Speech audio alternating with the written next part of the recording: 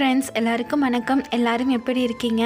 இன்றைக்கி வீடியோ பார்த்தீங்கன்னா மார்னிங்கில் இருந்து ஆஃப்டர்நூன் வரைக்கும் எடுத்த vlog தான் நான் இன்றைக்கி ஷேர் பண்ணியிருக்கேன். இது வந்துட்டு நேற்று சாட்டர்டே எடுத்த vlog தான். சாட்டர்டே மார்னிங் நான் என்ன டிஃபனுக்கு பண்ணேன்னா, தம்பியும் பாப்பாவும் பூரி வேணும்னு சொல்லி கேட்டிருந்தாங்க. அவங்களுக்காண்டி பூரியும் கூடவே கேப்சிகம் பொட்டேட்டோ போட்டு கிரேவி மாதிரி தான் ரெடி பண்ணியிருந்தேன். ஃபஸ்ட்டு இந்த ரெசிபி பண்ணுறதுக்கு ஒரு வானலில் கொஞ்சமாக நிலக்கடலை, 1/2 டேபிள் ஸ்பூன் அளவு சோம்பு, அதே அளவுக்கு சீரகம், இது எல்லாத்தையும் சேர்த்து ட்ரை ரோஸ்ட் பண்ணிவிட்டு ஒரு பிளேட்டுக்கு மாற்றி வச்சுட்டேன். இப்போது அதே வானலில் கொஞ்சமாக எண்ணெய் விட்டுட்டு க்யூபாக கட் பண்ணி வச்சுருந்த கேப்சிகத்தையும் சேர்த்துட்டு, கேப்சிகம் வந்து ஒரு 3/4 பதத்துக்கு வதங்குற வரைக்கும் அந்த எண்ணெயிலே வறுத்து எடுத்துக்கிட்டேன்.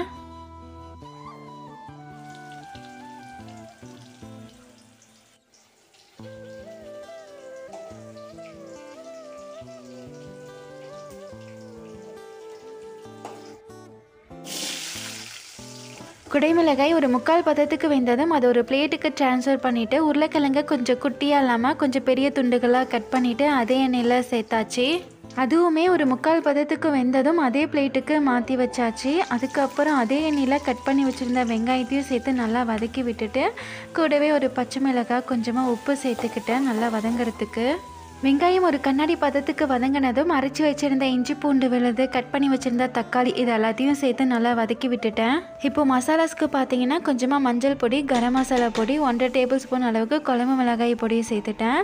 இது கூடவே ட்ரை ரோஸ்ட் பண்ணி வச்சுருந்தேன் இல்லையா நிலக்கடலை, அதையுமே அரைச்சி இது கூடவே சேர்த்துக்கணும். நான் வந்து மறந்துட்டேன், தண்ணியெல்லாம் சேர்த்ததுக்கப்புறம் லாஸ்ட்டாக தான் அது வந்து சேர்த்துருந்தேன்.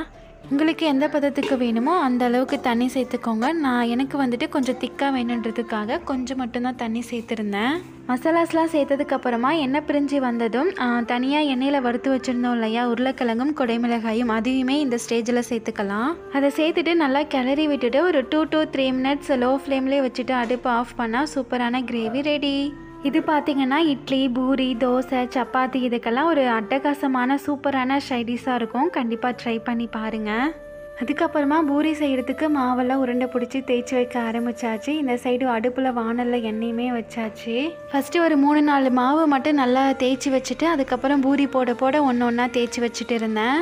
பூரி நல்லா உப்பி வரதுக்கு இந்த ஒரு ஸ்டெப்பை ஃபாலோ பண்ணுங்கள். நம்ம பூரி செய்கிறதுக்கு முன்னாடி சின்ன சின்னதாக உருண்டை பிடிப்போம் இல்லையா, அப்போ வந்துட்டு வெடிப்பு வந்து அந்த அளவுக்கு இருக்கக்கூடாது. ஒரு வேளை அதில் வந்து வெடிப்பு இருந்துச்சுன்னா மறுபடியும் எல்லா மாவையும் ஒன்றா சேர்த்து ஒரு 10 நிமிஷம் நல்லா வந்து தேய்ச்சி அடித்து எடுங்க. கண்டிப்பாக அந்த வெடிப்பு வந்து வராது. இதே மாதிரி தான் சப்பாத்தி செய்யும் போதும் வெடிப்பு இல்லாமல் இருந்துச்சுன்னா சப்பாத்தியாக இருந்தாலும் சரி, பூரியாக இருந்தாலும் சரி நல்லா சாஃப்டாக வரும். கண்டிப்பாக ட்ரை பண்ணி பாருங்கள். பூரி செய்யும்போது எண்ணெய் வந்துட்டு நல்லா ஹீட்டாக இருக்கணும், அப்போ தான் நல்லா உப்பி வரும்.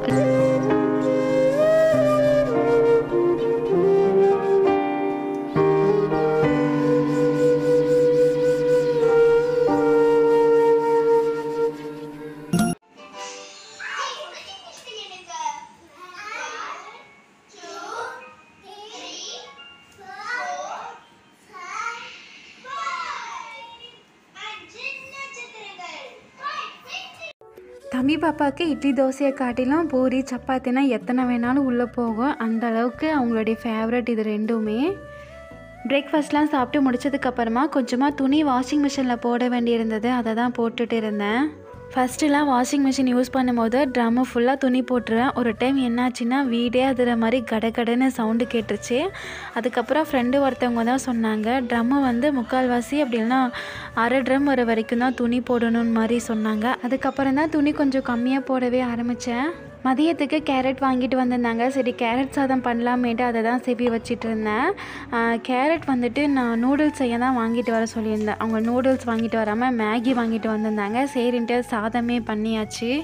இந்த சாதத்துக்கு வானிலை கொஞ்சமாக எண்ணெய் விட்டுட்டு கடுகு, உளுத்தம்பருப்பு, கருவேப்பிலை, காரத்துக்கு ஏற்ப வரமிளகா, ஒரு பெரிய சைஸ் வெங்காயத்தை ஸ்லைஸாக கட் பண்ணிவிட்டு அது கூட சேர்த்துட்டேன். வெங்காயம் நல்லா வதங்கினதும் சீவி வச்சிருந்த கேரட்டையும் சேர்த்துட்டு கொஞ்சமாக மஞ்சள் பொடி சேர்த்துட்டு கேரட் நல்லா வதங்கினதும் ஸ்டவ் ஆஃப் பண்ணிவிட்டு ஆற வச்சுருந்த சாதத்தை அது கூட சேர்த்து கிளறினா சூப்பரான கேரட் சாதம் ரெடி. இது கூட லாஸ்ட்டாக வந்துட்டு கொஞ்சமாக கொத்தமல்லி வந்து தூவி விட்டு இறக்கிக்கிட்டேன். ஸ்கூல் போகிற குழந்தைங்களுக்கு டக்குன்னு ஈஸியாக இந்த ஒரு சாதத்தை பண்ணிடலாம். கண்டிப்பாக ட்ரை பண்ணி பாருங்கள், ஹெல்த்தியும் கூட. அவ்வளோதான், இந்த வீடியோட எண்டுக்கு வந்தாச்சு. கண்டிப்பாக உங்களுக்கு இந்த vlog பிடிச்சிருக்குன்னு நினைக்கிறேன். உங்களுக்கு இந்த வீடியோ பிடிச்சிருந்தா மறக்காமல் லைக் பண்ணிவிட்டு நம்ம சேனலை சப்ஸ்கிரைப் பண்ணி சப்போர்ட் பண்ணுங்கள். அடுத்த வாரம் இன்னொரு வீடியோவில் பார்க்கலாம். பாய்.